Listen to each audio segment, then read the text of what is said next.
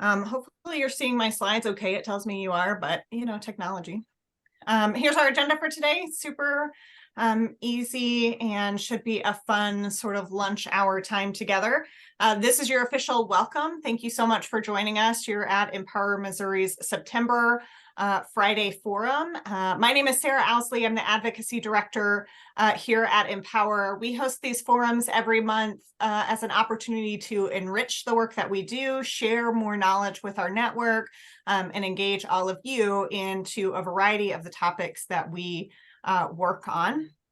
You may or may not know, Empower Missouri leads 3 coalitions in our key issue areas: affordable housing, food security, and criminal legal reform, as well as we really work on anti-poverty policy, and that can be lots of different things. So this forum is an opportunity for us to really talk about and expand on some of the other things that may not fit perfectly within those 3 buckets, but our work that Empower does or our partners do that we know all of you probably want to know more about, including how to get connected in those campaigns. Or when you hear from us at Empower about this thing later, you'll be like, oh yeah, I remember that forum that I attended about that issue area. We do also include free CEUs. If you need CEUs for today, please email me at the end, Sarah with an H at empowermissouri.org, and I will get that CEU to you. It'll probably take me a minute. It's probably not super fast, but I'll get it to you, I promise, within the next few days as well. And other than that, feel free to reach out whenever you need to. Between now and then for today, please utilize the chat box for any questions that you have as we move forward together today. Our first activity is a networking activity. We started this during COVID when really we didn't see anybody anymore for a period of time, and I still really like it.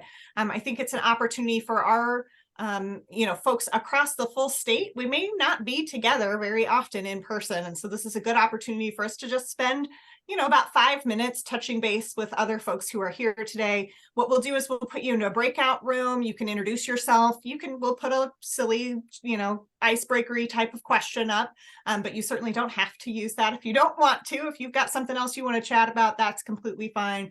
It only takes about 5 or 6 minutes, gives you an opportunity to connect with other advocates around the state, or talk about why you're here today, what you are hoping to learn from Miss Gina. Then our speaker today is Gina H. with the Missouri Budget Project, and we're going to talk about the Earned Income Tax Credit here in Missouri. That is one of the very first things that the Affordable Housing Coalition helped do when we started it 5-ish years ago, was pass the Missouri Working Families Tax Credit, which is Missouri's EITC program. And there are certainly some improvements to be made. So we're going to hear about that from Gina today. We'll have a short survey, we'll have a couple of announcements from Empower, and then we'll send you on for your day. So that first activity is just going to be breaking you up into some little networking groups. My question for today, which was not hard at all because I walked outside today and it was not sweltering hot. And I was like, oh, it's starting to be fall. I got to wear a hoodie this morning. It was the best. That's my favorite thing to do whenever, folks ask, what's your favorite season? It's the portion of fall where you can wear shorts and a hoodie. That's the best time of year. And so I'm very excited to be there. So our question for today, if you'd like to use it, is what's your favorite fall activity? If you give us just a moment here, we'll break you into breakout rooms. I believe Amber is working on doing that. So that you can go and introduce yourself to a smaller group. There we go. Rooms are open. And hop into that room and go chat with some folks. Yeah. Very good. Welcome back, everybody. There were no early button pushers.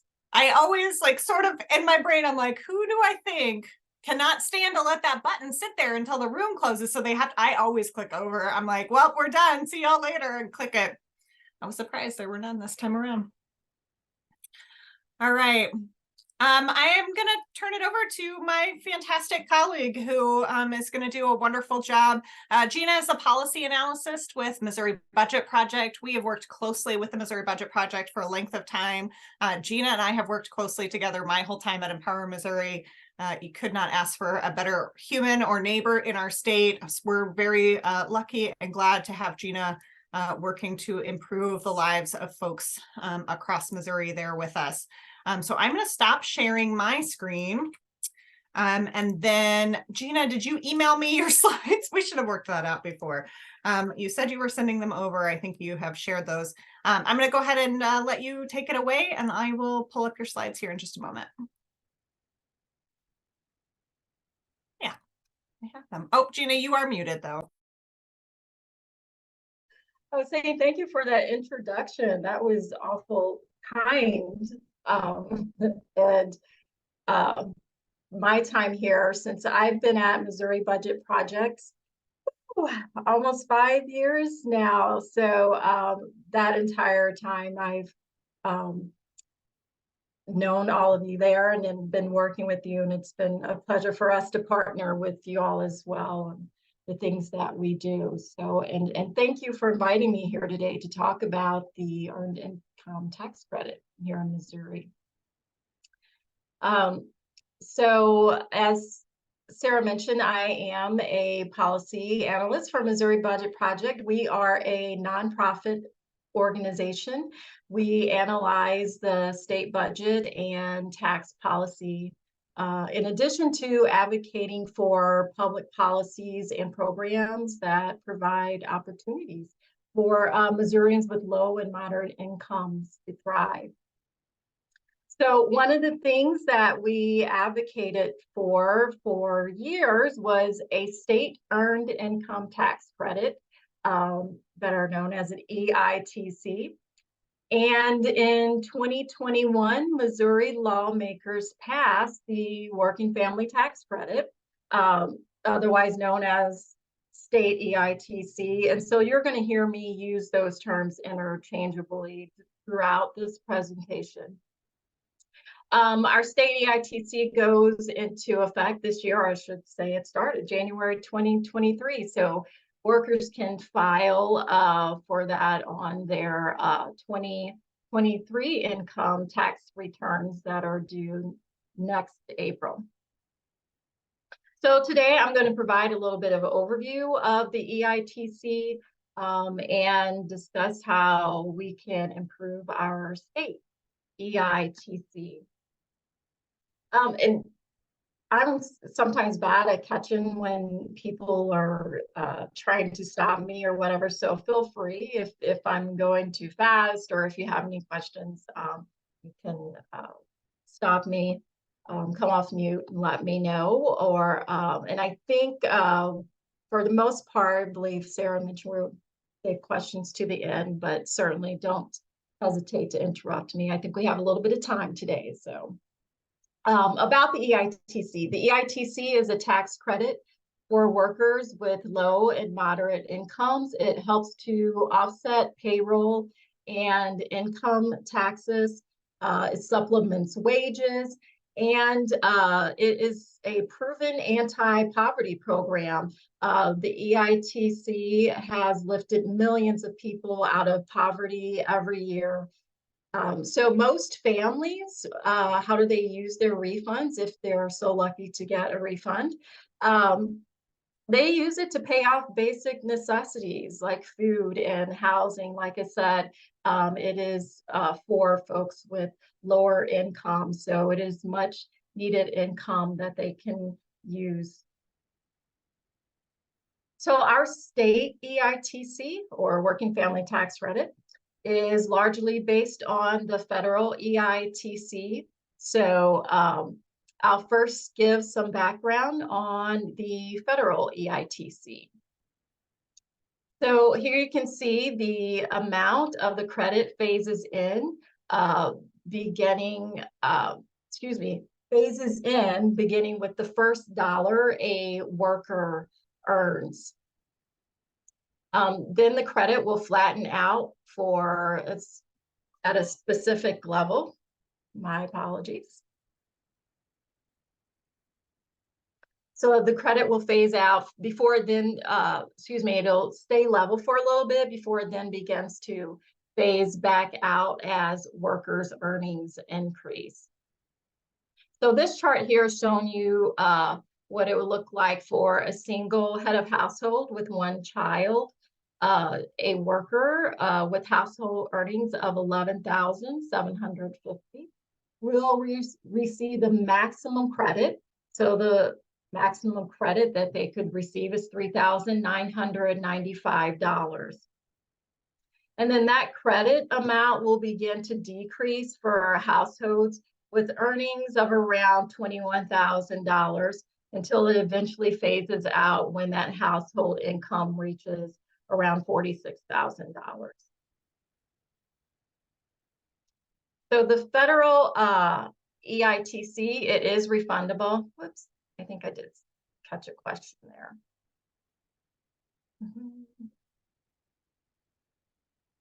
Yeah, Gina, there's a question in the chat box that's asking if that $11,750,000 a year is that gross or net?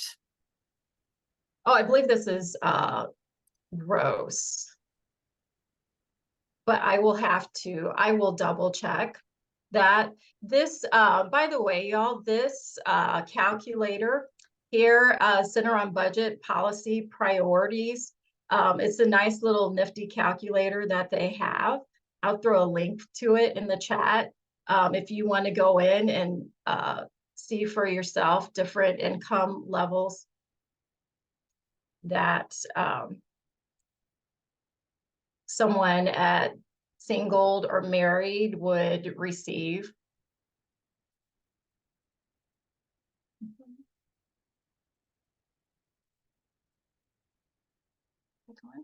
Great.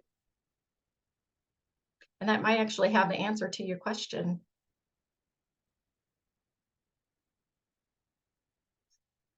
So the federal EITC is refundable. So if the credit amount a worker is eligible for is greater than the amount of income tax they owe, then the worker will get a refund. Now, one limitation to the EITC is that for working adults without children, the credit amount is extremely small. The maximum amount that they can receive is $600, and to be eligible for any credit amount at all, they would have to earn less than $17,640 for a single person and around $24,000 for a married couple. So people without children are eligible for the credit. However, it is a very small amount. Next slide. So in addition to the immediate impact of helping families put food on the table and pay for those basic necessities, EITCs have positive long-term impacts on families and communities. So children whose families receive the federal EITC, they're healthier, perform better in school. They are more likely to attend college and earn more as adults. All these things are, of course, are essential to establishing and maintaining thriving communities. And also for state EITCs, there's been research done, and they found with refundable state EITCs, they reduce child maltreatment and foster care entries. So 31 states plus DC, Puerto Rico, and Guam have state EITCs in addition to the federal EITC. The majority of those state EITCs are refundable. Missouri is one of only 4 states that are non-refundable.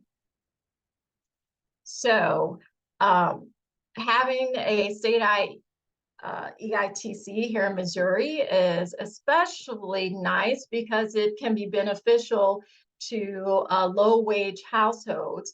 Because in Missouri, we have a regressive tax system where families with lower incomes pay a higher percentage of their incomes in state and local taxes compared to families with higher incomes. So a family earning up to $17,800 a year in Missouri pays nearly 10% of their income in taxes. This compared to the top 100% of highest income households. So those averaging around 1.2 million, they pay about 6.2% of their income in taxes. Next slide.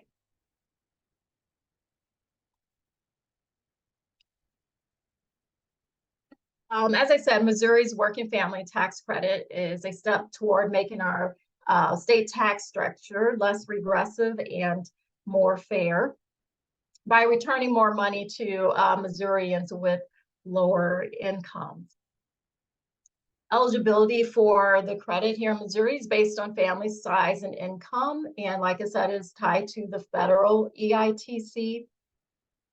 Missourians can receive a state credit of up to 20% of their federal earned income tax credit in years when the state's general revenue reaches a specific threshold.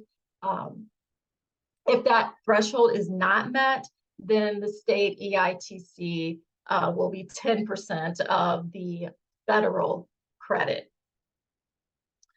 So currently, families with 3 children are eligible if they have incomes of up to $56,838 for a single parent and $63,698 for a married couple. Unlike the federal EITC, Missouri state EIT is non-refundable, meaning a taxpayer cannot get back more than what they owe in income tax. Or put another way, the credit cannot be larger than what they may owe. So this means households with the lowest incomes receive little to no tax credit because they often owe little income tax.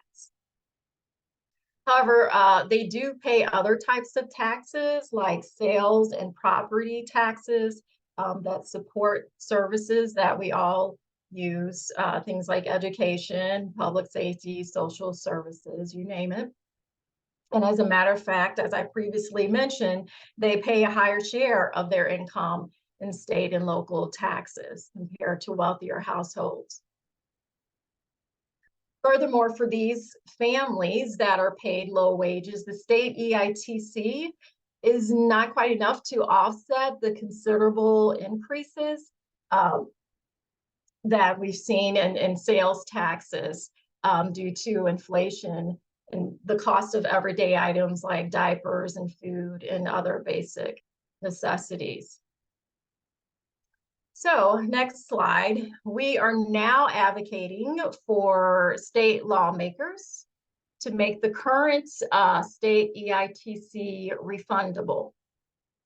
So making it refundable nearly doubles the number of families who are eligible for the credit from an estimated 250,000 to nearly 500,000 families. It would also increase the average credit amount households would receive. So you see here on this table is comparing a non-refundable EITC, which Missouri currently has at 20% of the federal credit. So that's the line above the last highlighted yellow line. And then it compares that to a refundable credit, which is highlighted in yellow, a refundable credit of 10% of the federal credit. So under the current state EITC, families earning less than $22,000 receive an average credit of $4. But if we make our credit refundable, they would receive about $186 on average. And you can see here the average credit would increase for all income groups if we were to make that refundable. So we are working to put together a coalition of folks. If you are part of an organization that would like to join in our effort to improve our state EITC by making it refundable, we do have an endorsement form that you can fill out to let us know, and we will reach out to you. And I'll put a link to that in the chat. And then the next slide has my contact information as well, if you want to contact me. You can also visit our website at mobudget.org, where we do have some more information about the EITC. You can also sign up for our e-newsletters, where we keep track during the legislative session. We update folks on the priorities that we are tracking. So you can sign up for e-newsletters there, or you can just simply email me. And for all the information I just shared with you about the EITC, we do have a place on our website where you can learn more about that, and a fact sheet as well that you might find helpful. We do break it down by county, how many families actually might be eligible for an EITC. And with that, I will take any questions. Thank you so much. I have a question about this slide here. So you talked about how the current program is 20% of the federal credit when we reach a certain income threshold. Do you know off the top of your head what that income threshold is? I believe it was 150 million. I did write that down. Let me see. Yeah, so it's based on net general revenue. So if net general revenue collected in the previous fiscal year exceeds the highest amount of net general revenue collected in any of the fiscal 3 prior years, then it has to be by at least 150 million. So net general revenue of 150 million, that will trigger the change from 10% to 20%. One of the reasons that this is, for folks who don't know, this is kind of a common trigger. We've got sales tax cuts going on. And not sales, I'm sorry. Income tax cuts in Missouri. There was a bill passed for that. Every time our net general revenue reaches this 150 million threshold, our income tax rate decreases by a certain amount. So this is similar to that. If that net general revenue increases 150 million, if it falls within that 3-year parameter, that will trigger the credit as well. And when those cuts hit, there's the earlier slide about like the tax percentage, this one. When those cuts hit, is that evenly distributed, or is that going to impact like higher earning families more? It will. And I'm asking questions that are not really related to what I asked you to talk about. No, that's fine. Like I said, we've got a little time today, so yeah. and this is actually funny you mentioned that. We're actually working on, because we've been starting to get a lot of people concerned about the state revenue, especially now that we don't have that influx of federal funds from the pandemic coming through. I shouldn't say that.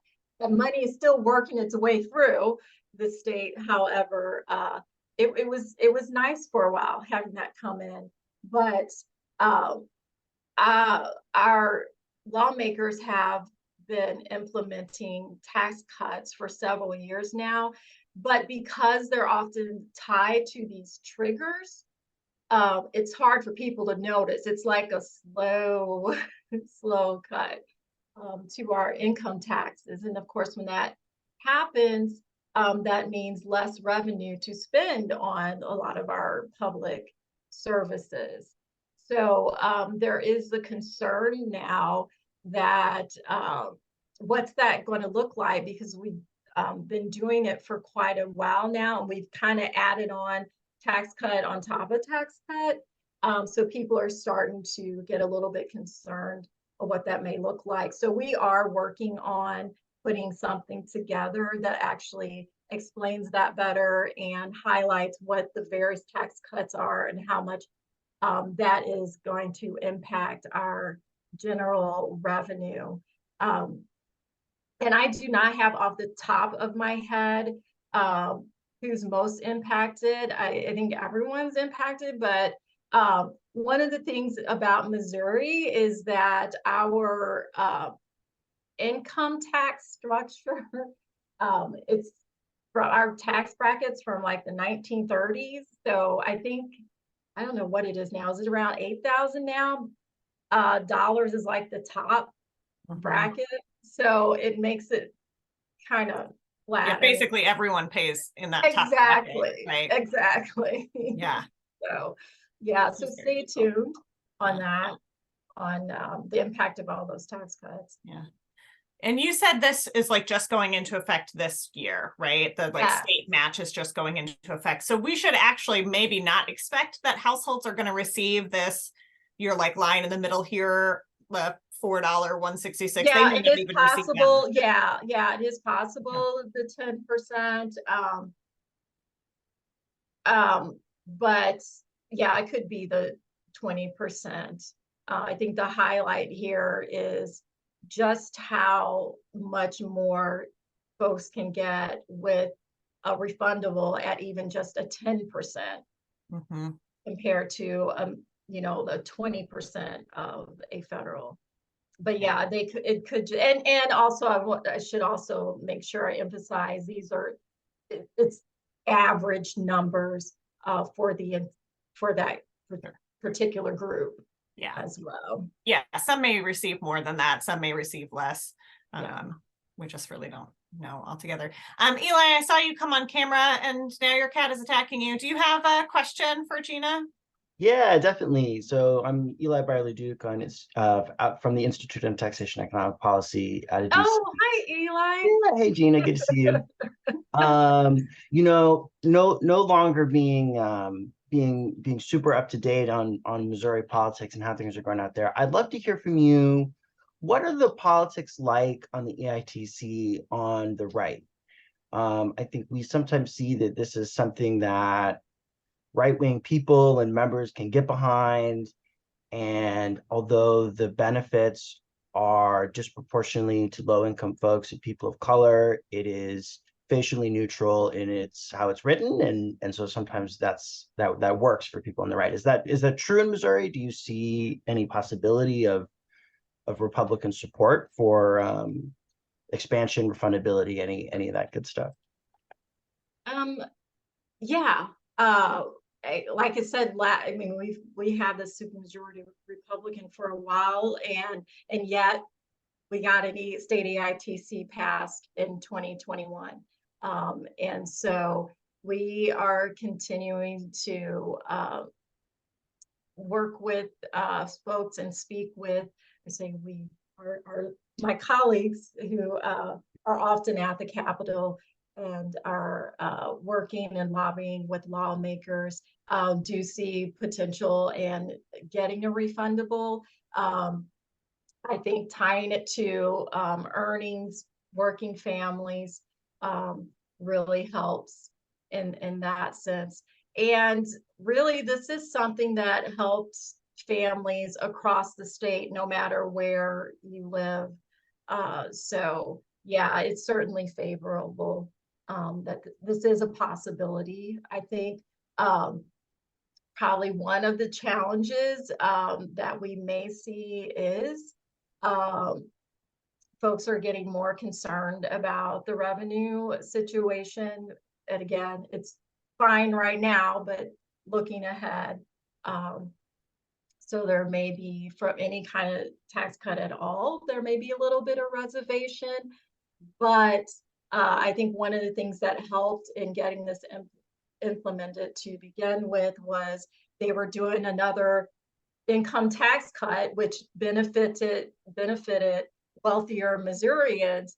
And it was like, hey, if you're going to do that, then let's do something with an EITC so we can at least help out people on the lower end of the income spectrum. But I also want to shout out y'all, ITAP, they do so much of the analysis for us and help us out. So including what you see here in our presentation, they do a great job of breaking things down by quintiles and groups of folks who, how much they will be impacted and stuff. So nice to see you, Eli. And thank you. Yeah, good. Thank you so much, Eli. I appreciate that. Are there any other questions? I could talk to Gina all day about this, but I shouldn't. So that'd be less fun probably for y'all. One of the reasons that Empower Missouri originally, like there's a million reasons why we should support the earned income tax credit, right? We put it within our housing work in large part because we know that families with the lowest incomes are more likely to spend their tax refunds, they spend them in the community. Often, right, they will use that in order to shore up or help to ensure their housing stability over the year. Sometimes that's, you know, an opportunity to pay a deposit and moving costs for a new place. Sometimes it's an opportunity to get ahead on your rent or your housing costs, etc. I wrote about the EITC in anticipation of Gina coming and presenting today and found reports that households who receive the lowest income households who receive EITC turn around and spend those resources, and sometimes it generates, some reports said, as much as like $2 or $3 in the local economy, because households with lower incomes with fewer resources, right, like we got to use that to buy things for our family that we have maybe not been able to do throughout the year. And so I think that there's sort of this like pervasive myth that households with low incomes are not smart with their money. And I really appreciated, Gina, you being like, no, actually these households, you know, spend it on healthcare and, you know, necessary, you know, needs and things like that, and in ways to support their families. So there's a lot of pretty clear reasons why folks who care about anti-poverty policy should care about tax policy in general, but particularly those that are designed to help support the lowest income neighbors, our lowest income neighbors. Yeah, and there's been a lot of research even before the pandemic, but with the additional benefits for with both the EITC or the policy changes they made for both the child tax credit and the earned income tax credit during the pandemic, expanding that. We're going to continue to see more research and the benefits of these types of programs for families. A lot of the benefits that some of those things that I highlighted with, you know, better health and long-term earnings, doing better in school, so much of that is tied to poverty. So these types of programs really allowing people, helping to lift people out of poverty, provides opportunities for them to, like I said, do, you know, eat healthy, do afford the basically for the basic necessities so they can do better in other areas of their lives. Yeah, that's absolutely right. Anybody who, you know, has a family and has struggled to put food on the table certainly understands that, you know, desire. There's sort of a like cultural thing, right? Low income families usually have really big like Easter celebrations and much smaller Christmases, right? And, you know, folks who've always had a stable income might be like, why is that happening? And almost always it's because by the end of the year, your ability to like go and be really extravagant for, you know, a holiday is much thinner than it is in the springtime. And so that those tax refunds are one of those things that really support a family's overall health. Megan asked about the cliff effect. We at Empower certainly do some work about the Clift effect. I'll sort of fill out what that is, and then I'll let Gina speak to what the Missouri Budget Project does about that. The Clift effect is this phenomenon where a household is increasing their income, and they might be on assistance or benefits programs while they're doing that, right? They're increasing their earned income, and then at a certain point, they earn so much that they're kicked off of these programs. They're now past the income limit for these, or the income qualifiers for these programs. And so you may, get a raise for an extra $100 a month, which feels really great. And then you turn in your information to DSS, and they're like, oh, well, now you no longer get these $500 a month worth of childcare assistance, or, $300 worth of SNAP, or whatever it is, what type of programs you're using to help you bridge that gap. And so actually you're earning more income, and now you have fewer resources into your household and less ability then to make the ends meet. And so Empower Missouri has certainly done some work around the cliff effect, and we'll continue to do that work as well moving forward. Gina, what kind of work does Missouri Budget Project do about that? That we do too much work on the cliff effect. Yeah, you guys are really targeted towards like tax policy, and that's like less of a, certainly you get to a place where you don't earn the EITC anymore. You're not eligible for EITC or some of those other like low income things, but not so much with the benefits programs. Yeah. But we do at Empower. Our Food Security Coalition leads that work. Christine Woody is on our call today, and that's the place to get connected. Here in just a minute, I'll talk to you about what our coalitions are and how you can get connected to those. But that's the coalition that works on that issue. So, and I'm trying to remember, didn't the bill pass last year? I think Coleman was the sponsor of that on the Cliff transitional benefits or something. We did, yes. We worked with Representative Coleman and some other folks to really pass a transitional benefit. So the idea is to like stand in that gap with households, right? So, maybe you don't receive 100% of the benefit anymore, but you receive whatever amount that you need to in order to still be able to put food on the table, right? So if you increase your income by 20%, your benefits might go down to 80% instead of down to 0, right? It is not only for childcare. What we passed also includes SNAP and TANF as well. The sort of, how the process is in Jefferson City, this like policy making is iterative. And so it is subject to appropriation. So we did it, right? We got the program and won the thing. And this year we'll begin the work of making sure that there's money in the budget to actually fund that program. That's going to make a substantial difference for struggling households in Missouri.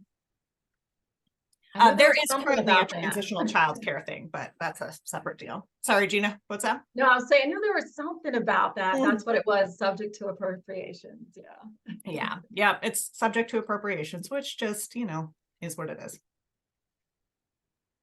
Good. So feel free to keep putting those questions in the chat box for the next couple of minutes, or come off mute if you would like to ask Gina any questions before we sort of wrap up. I thought I'd provide some, Amber put something about the transitional benefits program there in our chat box. I thought I'd provide some, other resources and information before we finish up today. I put in the chat box earlier our weekly perspective on EITC, why Empower is engaged in that work and why we think that that's important. Our coalitions around our 3 key issue areas are open, and we would love for you to join any of those spaces. We have an affordable housing, food security, and criminal justice, criminal legal reform coalition called the Community Justice Coalition. Just so many words today, so many words. So you can find information about that at our website, empowermissouri.org. Sign up for our newsletter there so that you're getting information to your inbox once a week about what we're up to as well. And then, of course, our annual conference, our Anti-Poverty Advocate Summit, is coming up. Empower Missouri started in 1901 as an annual conference. We hold that process very near and dear to our hearts as an organization. And so we continue to offer those annually and really hope that as many of you as possible can join us. I'll put the link in the chat box here in just a moment to register. We're also collecting submissions for breakout sessions for about another week or so, another few days, as well as there's a scholarship application on that same page. If you're a person who would really like to join us and are not sure that that's financially feasible for you, we want you in that space with us. And I'll put the link there in just a moment. And I put the link in the chat box for our survey, but we also would love it if you would take just a couple minutes. It really is quick to provide us some information about today's forum and what else you would like to see us offer over the next little bit here. And you can always reach out to us at Empower Missouri. We are really very available to you to the best of our knowledge. Our info at Empower Missouri goes to just like a general box that our operations manager checks. You can also email me directly at sarah@empowermissouri.org. I have no idea where that phone number goes to, so I would not suggest trying to call anybody there. It goes to a voice box that surely somebody checks. They tell us to share it out, but didn't really, I don't know. We'll see what happens, but maybe it's a fun experiment. You got a few free minutes, give us a call, find out who answers your call, etc. No, it is checked, but it's an automated voicemail box. And so if you need one of us more quickly, that's probably not the ideal way to go. Send us an email and we'll get back to you just as quick as we can. I'm going to stop sharing because I can share and talk, but I cannot share and talk and put links in the chat box at the same time. So, yeah, I do see Eli has a question in here about is it easier, or at least I interpret this as easier, but is to do running anti-poverty programs through the tax code instead of the revenue side. We definitely struggle on the revenue side trying to generate revenue. So for right now, although not ideal, yeah, I would say the answer to that is probably yes, but like we prefer to get some revenue coming in.